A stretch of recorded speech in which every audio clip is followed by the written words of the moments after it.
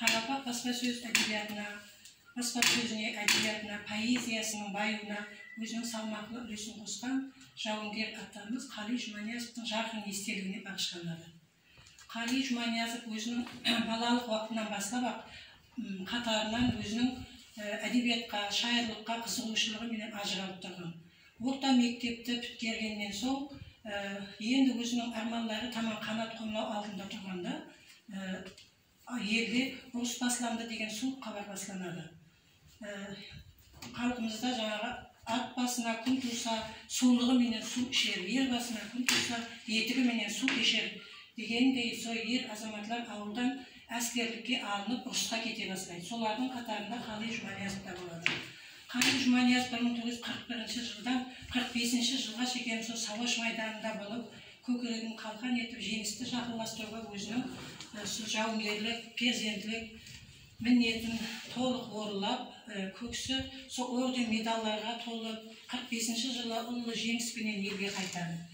Сауаш майдандарында бірнеше мәрте ауыр жарақатланып, әскери госпиталларда емленіп, және де сол Сауаш майдандарында болып, өзінің хақиқи ана отан алдында перзентлік вазифасын әділі атқарып келген жауынгер атамыз ұрыстан аман сау елге қайтып келеді. От ішінде пақтанды аман сақлайман дегендей, елге аман сау ұстағаннан кейін елде енді парақатшылық тұрмыс басыланады. Сондан кейін ол өзінің сол кеуіл төріндегі арманы таман, яғни оқып білім алуға бел байлайды. Нөгіз педагогикалық институтына оқуға кіріп, сол жерде студент уақытынан бастап қалем тербете бастайды. Педагогикалық институтты табысты тамамлағаннан соң өзінің хақиқи минет жолы, яғни баспасөз тарауында журналистік қызметін бастайды.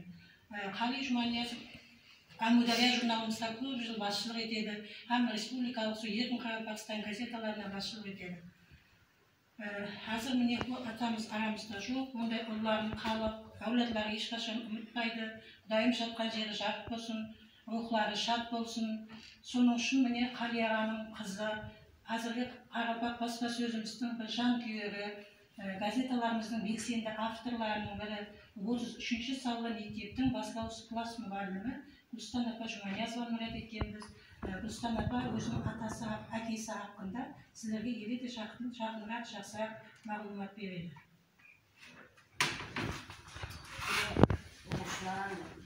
Мұғалімдер, мен көкем, сіздерде уақытында мен әкеммен бірге отырғанында ұрыс туралы біздерге көп айтып берді. Қазір міне дос, жора жолдас деп айтып отырмыз ғой, ұмытып кетеді біреулер. Ең есте қаларлығы ұрыс уақытында қазір көрсетілгенде сөйлейтін. Бірге ұрыста мына адамменен Зазули Иван Дмитриевич деген кісі, менің әкем Қали Жұманиязов, Зазули Иван Дмитриевичпенен бірге окопларда жатып, ол украинец жігіті болған, сояқта служит еткен бірге. Ол Украинадан басылап, Эстония, Бельгия, Румынияларда бірге жүрген, соны 40 жыл өткеннен кейін елге қайтып келесін, әркім оқуды, нені жұмыстап кеткен.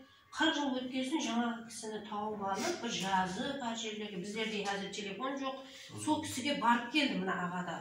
Олар үйленген, 2 балалы болған, ұшырасып, екеуі қуанысып, бұрынғылар айтысып, мына кісіні барып қаталысып тұрды келгеннен кейін. Соған әме айран қалып, қалай ол бірге айтысып. Өзінің мына суретлерін, мына біраз ұрыста түскен суреттерін ағыз. Ұрыста соғақлары мына ішінде түркмен жігіті де болған, өзбек, қазақ, орыс, әр түрлі. Айтатын әйтеуір уақытта да посылка жіберуге рұқсат берген, Румынияларға кеткеннен кейін. Бірақ біздерді әмемізге кіріп театр болғанша бөлмеден күтіп алады дейді, киноларда көрсеткендерді айтады, мынандай қылып күтіп алады дейді, бірақ дейді, біздерге кірер алдымызда айтады, ес затына тимеңдер, ұстамаңдар, себебі немістер мақал болған ғой олар. Біреу дейді, сағатты көріп, мен мынаны үйіме алып барайын деп, жаңа ұстаған дейді, сағатты миналап кеткен екен, жарылып өліп қалды дейді. Соның үшін ес затты ұстағымыз қорқатын едік дейді. Кейін көрсетіп атады, ұнды бөлісіп, нетіп, немістер қатты ақылды адамдар ғой. Олардың дейді, велосипедтері дейді, үлкен дөңгелек дейді. Олар велосипедпенен жүріп, бізде жаяулап, жіпті байлап дейді, мына ат арба бар дейді, артында жіп бер дейді, ортасында түніменен жүрген олар. Мен не екен десем дейді, еліме қайтып келгесін, институтқа кіргеннен кейін Сталин әр жақлама бір жерге жинаған екен дейді, полклар бір елді освободить етіп болғасын, екіншілеріне баратын.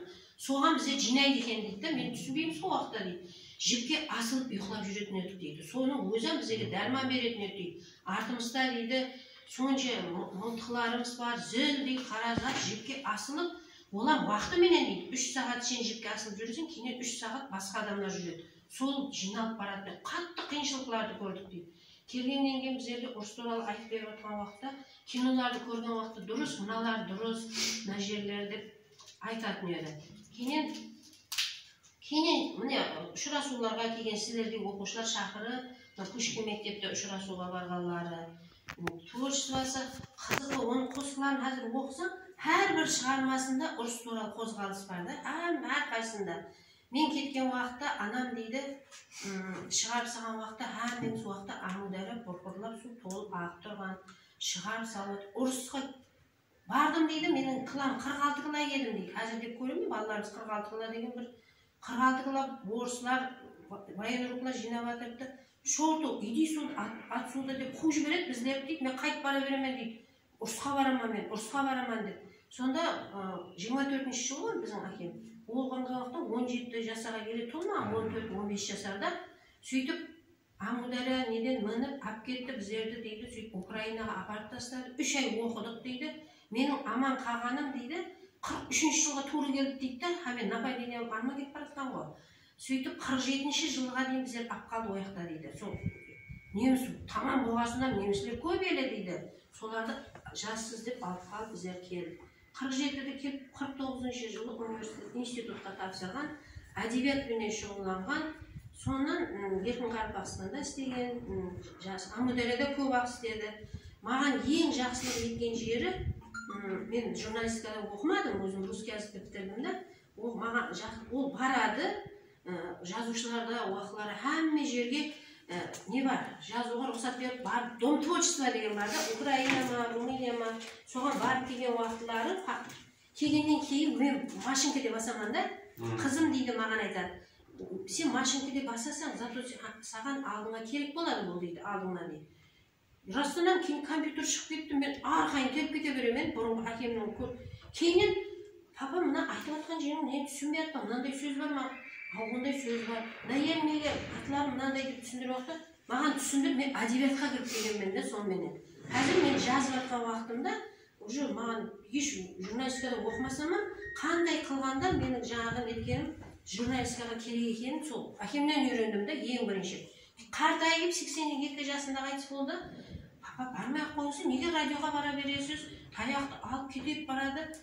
Қызым дейді, мені дейді, адамлар білсін, қали елі тірі екен ғой, міне жазып атырыпты, жолда адамдарды көремен, өзімнің денсаулығыма жақсы, болмаса жаяу барса да болады. Қазіргі Астана тұрған жерде тұрамыз, ана универмаг бұрынғы жерде журналистика нелер бар да, жаяу кетеді де, 5-тей уақыт автобусқа мінсең, ол жаяу жүреді, жаяу барады, жаяу қайтады.